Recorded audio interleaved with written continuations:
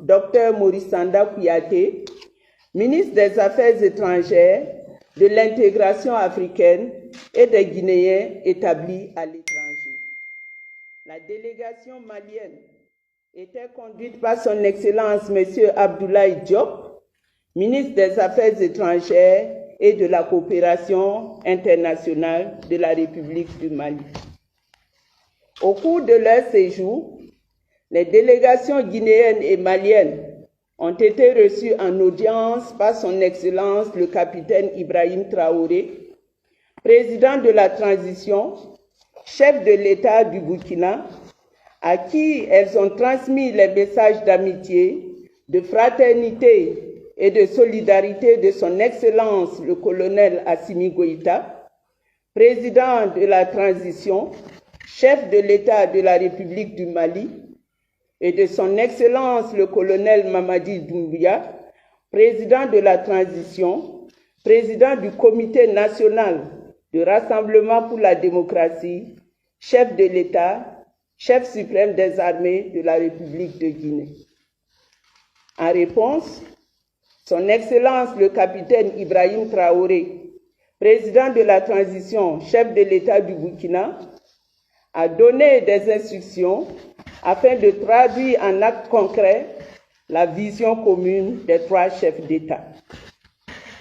Les délégations burkinabées, guinéennes et maliennes ont eu des séances de travail au cours desquelles elles ont passé en revue des sujets d'importance majeure et d'intérêt commun, notamment la réussite des processus de transition devant conduire au retour à l'ordre constitutionnel apaisé et sécurisé, la promotion de la bonne gouvernance, la mutualisation des moyens pour relever les défis sécuritaires, économiques et humanitaires, le renforcement de leurs relations tripartites par la dynamisation de l'axe Bamako-Conakry-Ouagadougou, ainsi que la concertation sur les questions sous-régionales, régionales et internationales. Conscients du contexte de la présente réunion, les chefs de délégation se sont félicités de la vision commune que partagent leurs trois chefs d'État, laquelle vision s'inspire de l'engagement panafricain des pères fondateurs et des leaders historiques des trois pays en faveur de la souveraineté, de la paix, de la coopération et de l'intégration des peuples. Tout en réaffirmant leur attachement aux objectifs et principes de la CEDEAO et de l'Union africaine, ils se sont engagés à répondre aux aspirations des populations de leurs pays respectifs et à faire de l'axe Bamako-Conakry-Ouagadougou un domaine stratégique et prioritaire pour le développement du commerce, des transports, de l'approvisionnement en produits de première nécessité, de la formation professionnelle, du développement rural, de l'exploitation minière, de la culture et des arts, ainsi que de la lutte contre l'insécurité. Pour ce faire, les chefs de délégation ont noté la nécessité de mettre en place et d'institutionnaliser un cadre permanent de concertation entre les trois pays. La tenue de consultations politiques et diplomatiques au plus haut niveau afin de faire de ce partenariat Bamako-Conakry-Ouagadougou un axe gagnant pour le bien-être des populations. Le renforcement de la solidarité en vue d'assurer la sécurité. En termes de perspective, les points suivants ont été retenus.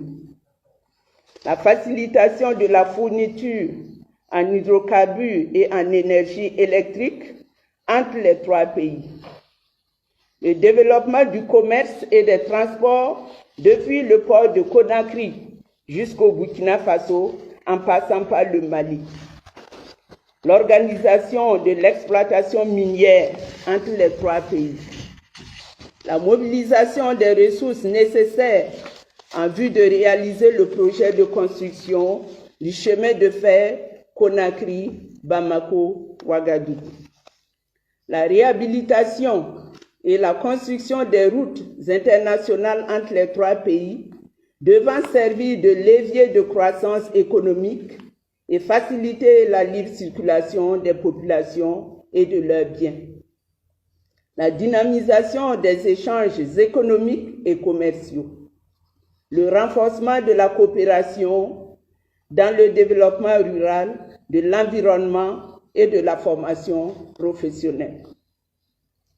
Dans le cadre de la lutte contre l'insécurité dans la bande sahélo-saharienne, les délégations burkinabées, guinéennes et maliennes ont relevé la nécessité de conjuguer leurs efforts et ceux des pays de la sous-région et de la région pour faire face à ce fléau. Mesurant l'ampleur du défi à l'échelle régionale et l'interconnexion des sources de déstabilisation, elles appellent à une mise en cohérence des actions au niveau régional sur la base des efforts bilatéraux déjà mis en œuvre. Abordant la question de la coopération au sein des instances sous-régionales, régionales et internationales, les chefs de délégation s'engagent à renforcer le partenariat entre les trois pays au sein de ces instances. Tout en encourageant la recherche de solutions endogènes aux défis auxquels leurs pays sont confrontés, les ministres ont réaffirmé leur engagement à examiner tout partenariat qui respecte leur souveraineté et répond aux besoins de leur population. Pour ce faire, ils ont réitéré leur attachement au principe de non-ingérence dans les affaires intérieures des États. En outre, ils ont déploré les sanctions imposées de façon mécanique et qui ne tiennent souvent pas compte des causes profondes et complexes des changements politiques. À cet effet, ils ont indiqué que ces décisions de suspension empêchent la participation de leur pays aux instances statutaires de la CEDEAO et de l'Union africaine, et particulièrement celles traitant des défis majeurs auxquels ils sont les plus concernés, tels que l'insécurité, les questions humanitaires et de développement économique durable. Abordant la question de l'impact des dites mesures, les trois délégations ont relevé que celles-ci touchent des populations déjà meurtries par l'insécurité et les instabilités politiques, privent la CEDEAO et l'Union africaine de la contribution des trois pays nécessaires pour relever les défis majeurs, portent atteinte à la solidarité sous-régionale et régionale et africaine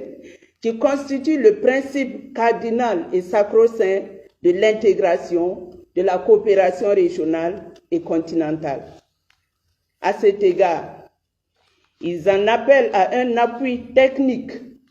financier, concret et conséquent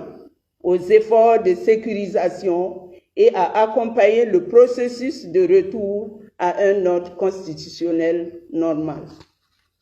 Soucieux du principe d'équité, ils ont convenu de mutualiser leurs efforts et d'entreprendre des initiatives communes pour la levée des mesures de suspension et autorestriction. Au terme de leur séjour au Burkina Faso,